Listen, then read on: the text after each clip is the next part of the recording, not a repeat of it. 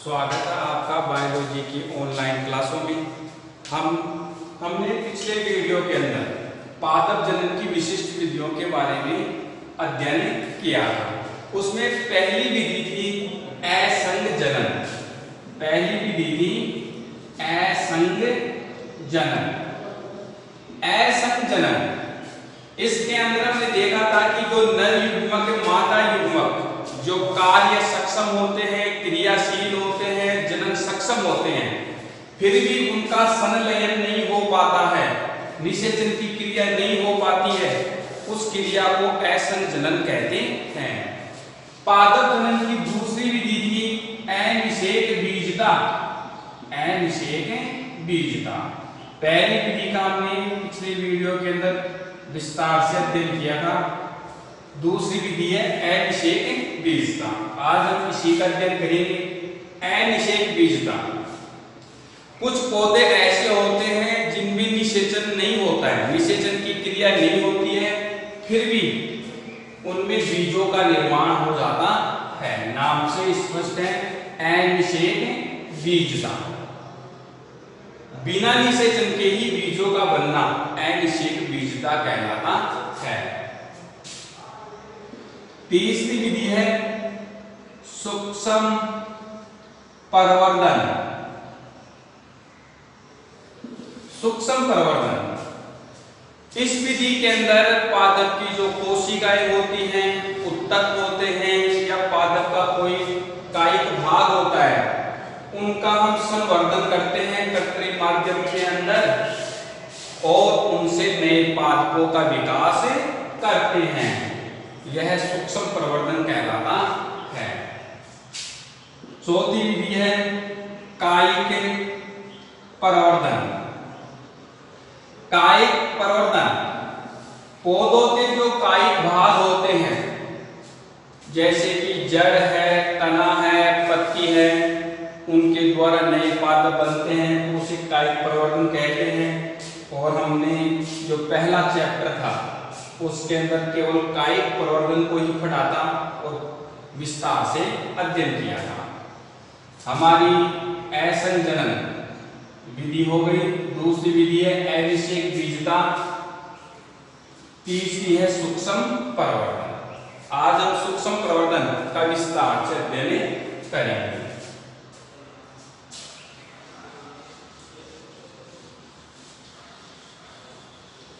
सूक्ष्म प्रवर्धन यह पादप की कोई भी कोशिका होती है उससे बनाई जाती है। इसे उत्तक संवर्धन भी कहते हैं। सूक्ष्म प्रवर्धन या उत्तक संवर्धन।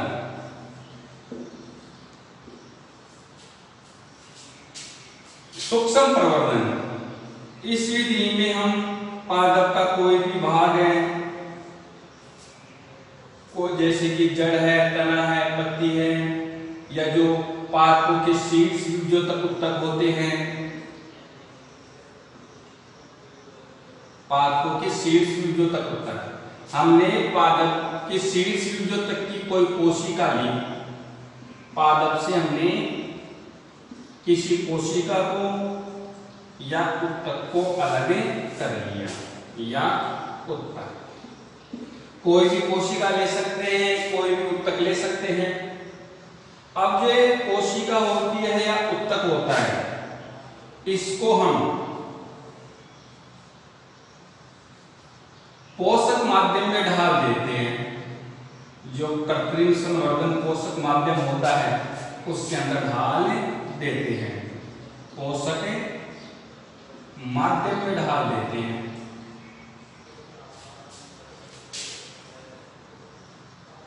कोशिका को ढाल देते हैं पोषक माध्यम में, जो एक तरह से कृत्रिम संवर्धन माध्यम होता है।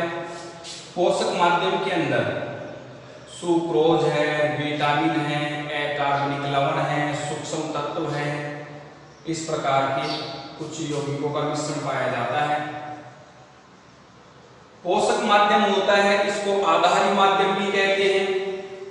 इसे आधारी माध्यम भी कहते हैं। पोषक माध्यम में ढालने के बाद में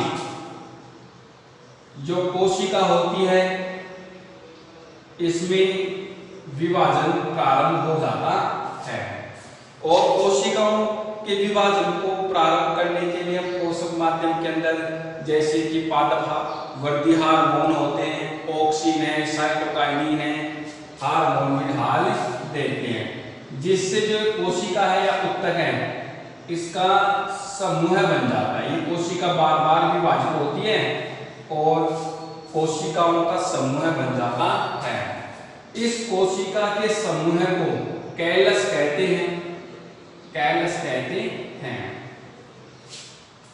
कैलस को फिर वृद्धि युक्त हार्मोन में स्थानांतरित कर देते हैं,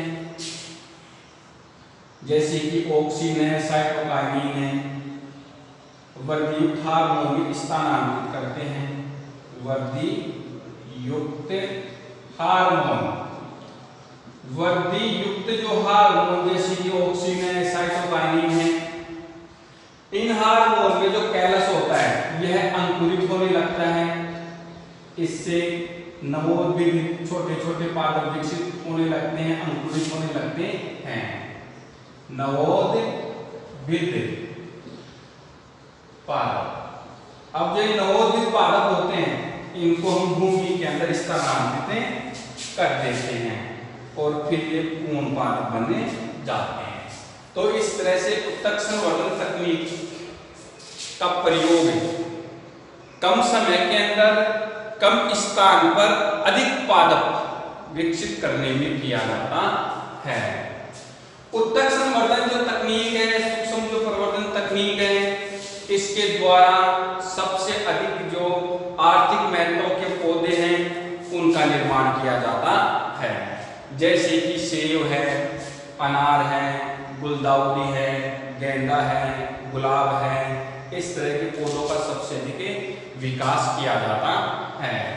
उत्तक संवर्धन तकनीक के अंदर सबसे अधिक जो आर्थिक महत्व के पौधे होते हैं उनका विकास या निर्माण किया जाता है। एक बार फिर देखते हैं इसको। पादपों के जो शीर्ष भाग होते हैं, कायिक भाग होते हैं या पादपों के शीर्ष जो तक होते हैं, उनसे हम कोई भी कोशिका ले लेते हैं या उत्तकें लेते हैं। इन कोशिकाओं को या उत्तक को पोषक माध्यम में ढाल देते हैं। पोषक माध्यम को आधारी माध्यम भी कहते हैं। इसके अंदर सूक्ष्म तत्व, अकार्बनिक लवण, विटामिन, सुक्रोज, शर्करा का घोल पाया जाता है।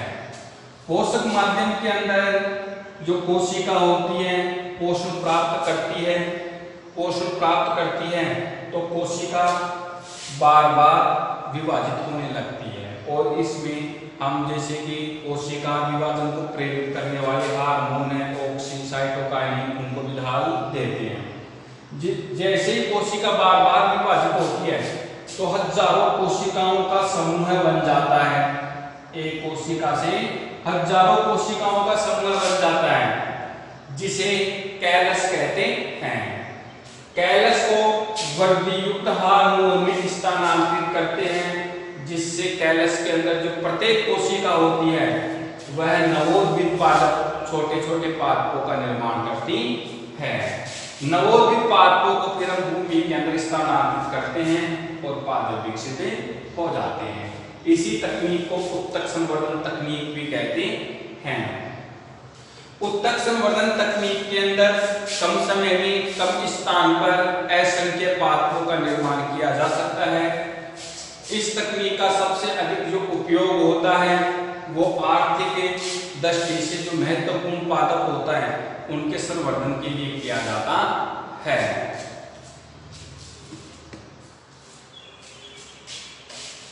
अगला टॉपिक है बहुभ्रूणता। बहुभ्रूणता कहने का मतलब है कि बहुत सारे भ्रूणों का बनना। भ्रूण बीज के अंदर विकसित होते हैं, बीज में होते हैं। बीज बीजांड से बनता है। अगला टॉपिक है बहुभ्रूणता।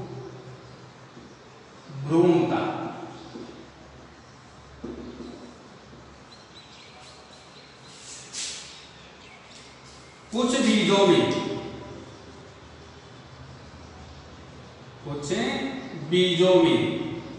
एक से अधिक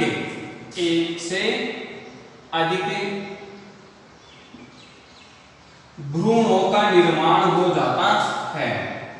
भ्रूणों का निर्माण होना बहुभ्रूणता कहलाता है। सामान्यतः एक बीज में एक ही भ्रूण पाया जाता है। सामान्यतः एक बीज में एक ही भ्रूण पाया जाता है। और जब हम बीजों को अंकुरित करते हैं तो बीज में जो भ्रूण होता है वह अंकुरित होकर नवोदित पादप का निर्माण करता है। हमने भ्रूण परिवर्तन के अंदर पहले अध्ययन किया था कि भ्रूण के अंदर दो भाग होते हैं। एक उसका भाग होता है प्रांकुर और एक भाग होता है उसका मूलांकुर। प्रांकुर और मूलांकुर भ्रूण के दो भाग हैं।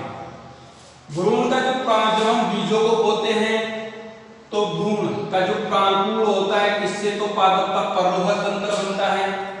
पादप का जो पर्रोह तंत्र होता है उसके अंदर तना, पत्ती, पुष्प जो भूमि से ऊपर वाला भाग होता है उसको पर्रोह तंत्र कहते हैं। और भूमि से के अंदर वाला जो भाग होता है उसको मूल तंत्र कहते हैं। वह मूलांकुर से विकसित होता है। तो सामान्यतः एक बीज में एक ही भ्रूण पाया जाता है। लेकिन कुछ बीज ऐसे होते हैं, कुछ पादप हैं, उनके बीजों के अंदर एक से अधिक भ्रूण पाए जाते हैं। उसी क्रिया को बहुभ्रूणता कहते हैं। बहुभ्रूणता का अध्ययन सबसे पहले एंटोनी वॉन ल्यूवेनहॉक ने संतरे में किया था। बहुभ्रूणता का सबसे पहले अध्ययन एंटोनी वॉन ल्यूवेनहॉक ने संतरे के अंदर किया था। बहुभ्रूणता के एग्जाम्पल हैं, कुछ और भी एग्जाम्पल हैं, जैसे कि नींबू है, जामुन है, तंबाकू है,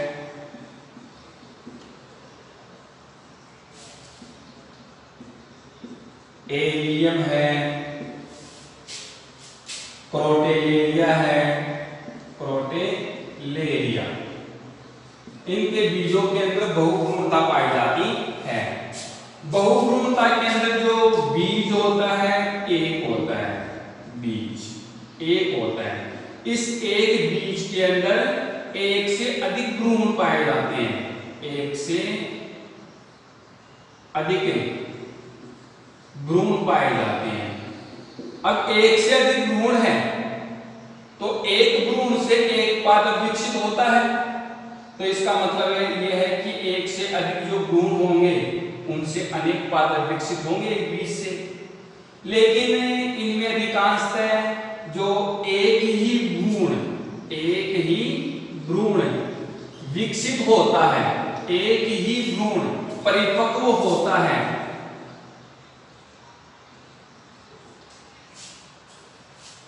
परिपक्व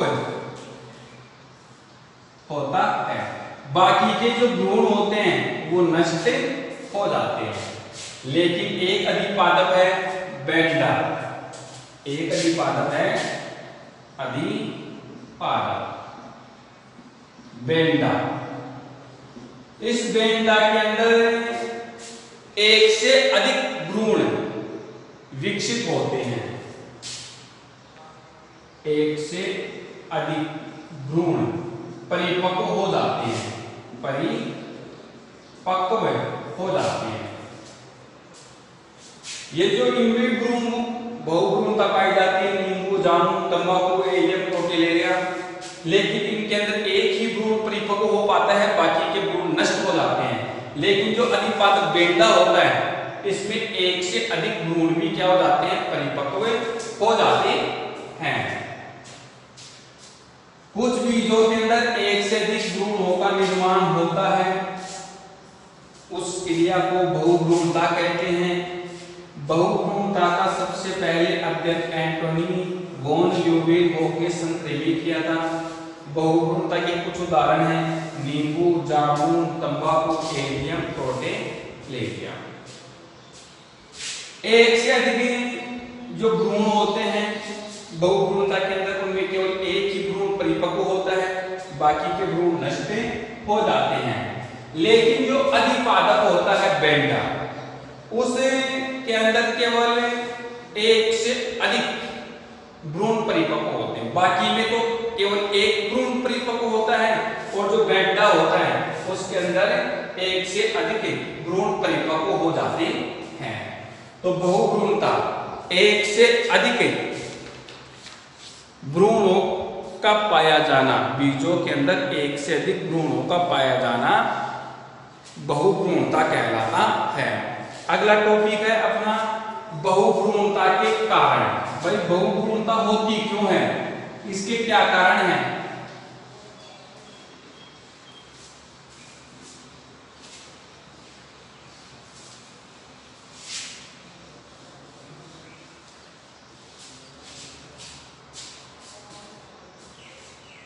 बहुभ्रूणता के कारण,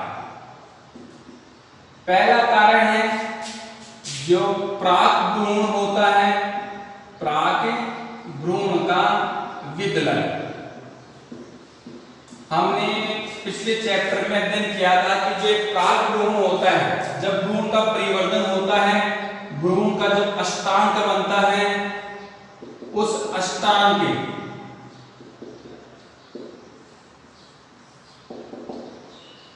अष्टांग के ऊपर जो 4 कोशिकाएं होती हैं, वो चारों कोशिकाएं परिरथ विभाजित होती हैं और 8 कोशिकाएं ऊपर बनाती हैं।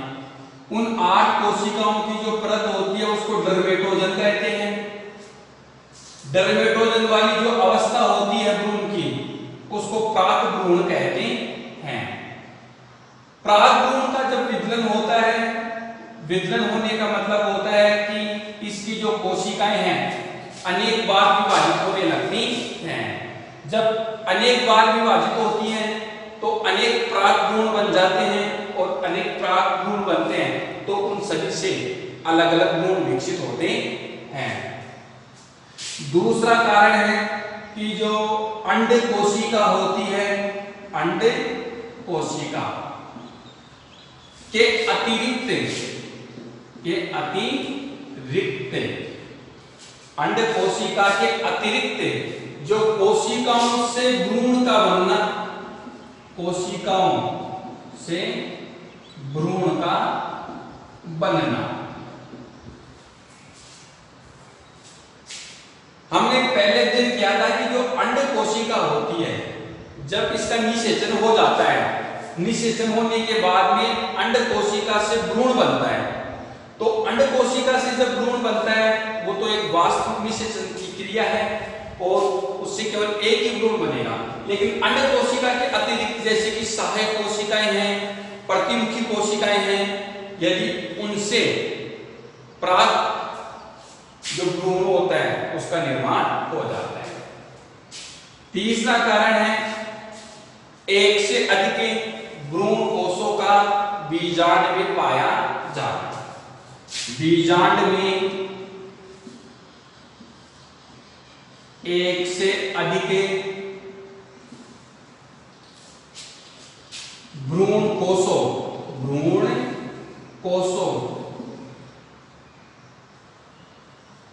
का पाया जाना। यदि बीजांड के अंदर एक से अधिक भ्रूण कोष होते हैं तो बहुभ्रूणता पाई जाती है बीजांड के अंदर। क्यों? क्योंकि एक भ्रूण कोष के अंदर एक अंड कोशिका होती है और जो एक अंड कोशिका होती है उससे एक भ्रूण का निर्माण होता है। जब एक से अधिक भ्रूण कोष रहेंगे तो तो सभी के अंदर एक एक अंड कोशिका रहेगी, तो उन अंड कोशिकाओं का जब निषेचन होगा तो उनसे अधिक भ्रूण बन जाएंगे। चौथा कारण है बीजांड की बीजाणुद्भिद कोशिकाओं से बीजाणुद्भिद कोशिकाओं से बीजांड की बीजाणुद्भिद कोशिकाओं से बीजाणुद्भिद जो अवस्था होती है वह द्विगुणित होती है, और जो बीजाणुद्भिद कोशिकाएं होती है बीजांड की द्विगुणित कोशिकाएं, जैसे कि अद्यावरण की, बीजांडकाय की, तो उनसे भी भ्रूण का निर्माण हो जाता है। सबसे पहले देखते हम प्रागभ्रूण का विदलन। प्रागभ्रूण का जो विदलन है, तो इसमें जो प्रागभ्रूण होता है उसमें की जो कोशिकाएं होती हैं अनेक बार विभाजित होने लगती हैं और भ्रूण का निर्माण करती हैं। इसका एग्जाम्पल है जैसे कि यूलोफिया है। यूलोफिया के अंदर 3 प्रकार की प्राक भ्रूण का विदलन पाया जाता है, विदलन बहुभ्रूणता पाई जाती है यूलोफिया में।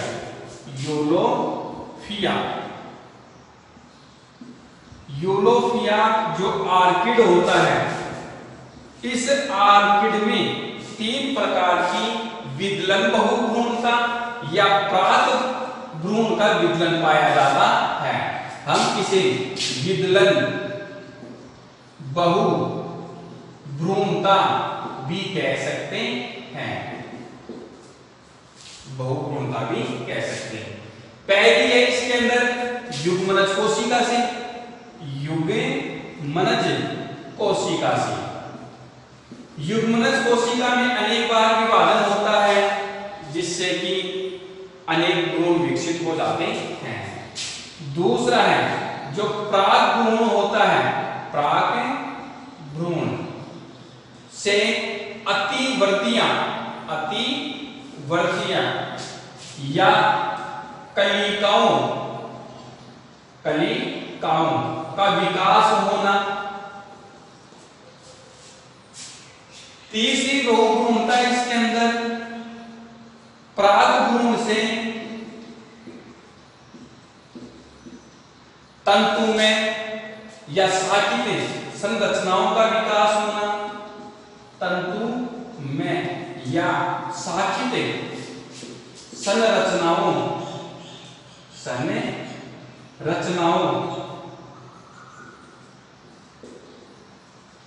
का विकास होना। प्राक भ्रूण का विदलन या विदलन बहुभ्रूणता, इसके अंदर जो प्राक भ्रूण होता है या भ्रूण है या युग्मनज है अनेक बार विभाजित होता है जिससे कि अनेक भ्रूणों का निर्माण होता है।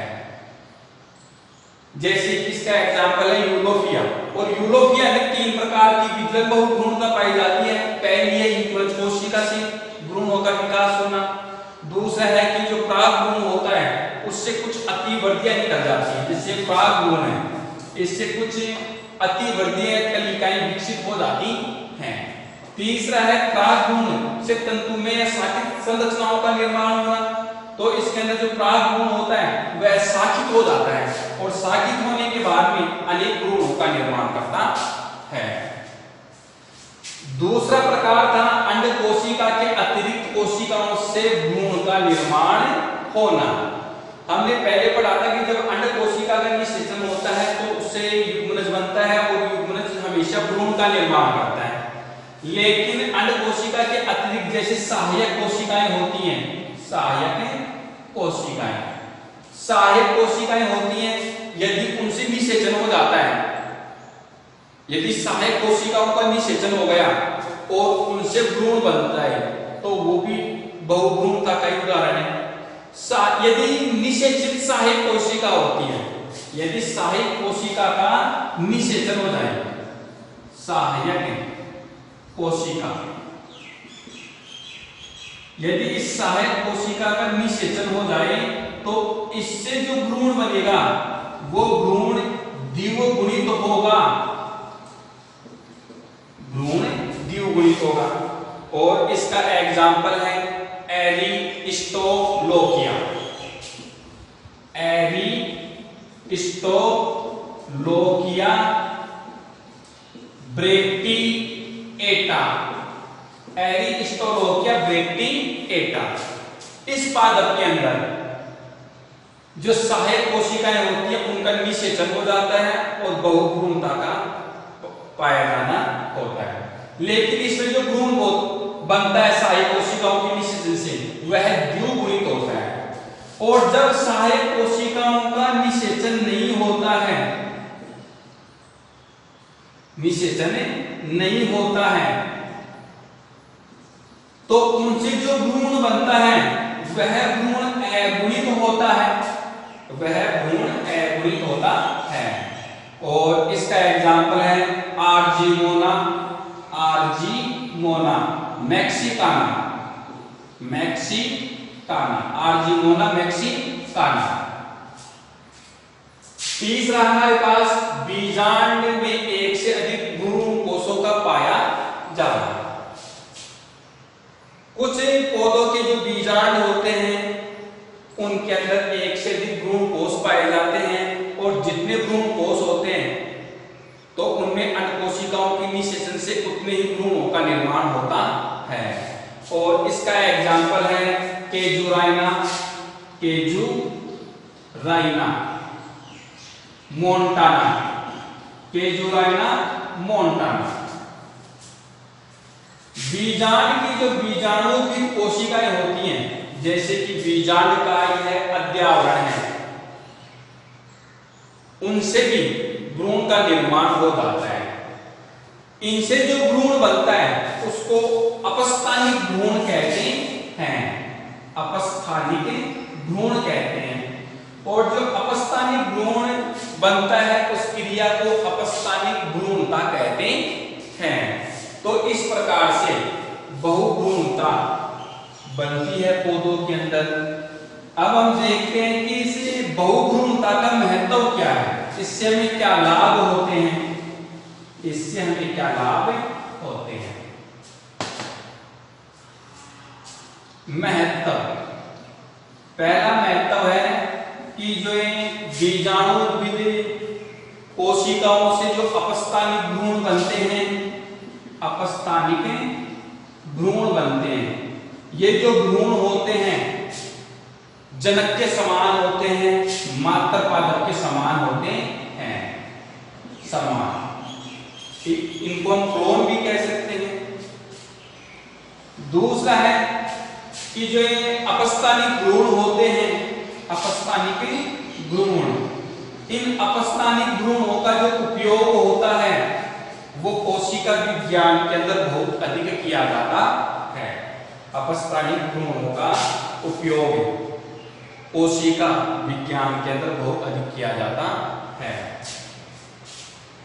तीसरा महत्व है कि जो बीजाणुविद कोशिकाओं से जो अपस्थानिक भ्रूण बनते हैं, इन भ्रूणों के अंदर ओज जो गुण होते हैं वो भरपूर होते हैं। ओज गुण बहुत अधिक होते हैं। अगला उपयोग है इनका, अगला लाभ है कि जो अपस्थानिक भ्रूण होते हैं जो कि बीजाणु कोशिकाओं से बनते हैं, ये विषाणु रहित होते हैं। इनमें विषाणु से होने वाले रोग नहीं होते हैं। विषाणु रहित होते हैं, विषाणु के रोग नहीं होते इनमें। और इसीलिए जो नींबू होता है उसकी अनेक किस्में इन अपस्थानिक भ्रूणों से बनाई गई हैं, जिनके अंदर विषाणु के द्वारा कोई रोग नहीं होता है। अगला लाभ इनका कि जो अपस्थानिक भ्रूण होते हैं बीजांड के अंदर, इन भ्रूणों को हम कोल्चिसीन रसायन के द्वारा अलग करके इनका संवर्धन कर सकते हैं, जिनका उपयोग पादप प्रजनन के अंदर बहुत अधिक किया जाता है। दोबारा से देखते हैं कि महत्व को। जो अपस्थानिक भ्रूण होते हैं ये मात्र पादपों के समान होते हैं, इनके अंदर मात्र पादपों के समान गुण होते हैं। अपस्थानिक जो भ्रूण होते हैं ये ओज गुणों से भरपूर होते हैं। अपस्थानिक जो भ्रूण होते हैं ये बीजाणु वो विषाणु रहित होते हैं। इन विषाणुओं के द्वारा कोई रोग नहीं होता है, इसीलिए इनका जो उपयोग है नींबू की कई किस्म बनाने में किया गया है। अपस्थानिक भ्रूण ओज गुणों से भरपूर होते हैं। अपस्थानिक जो भ्रूण होते हैं इनका उपयोग कोशिका विज्ञान के अंदर बहुत अधिक किया जाता है। अपस्थानिक भ्रूणों को कोल्चिसिन जो रसायन होता है उसके द्वारा अलग करके उनका संवर्धन किया जा सकता है और उनका जो उपयोग होता है वो पादप प्रजनन के अंदर किया जा सकता है। हमारा जो 4th चैप्टर था वो कंप्लीट हो गया। आगे के वीडियो में हम अगला चैप्टर प्रारंभ करेंगे। धन्यवाद।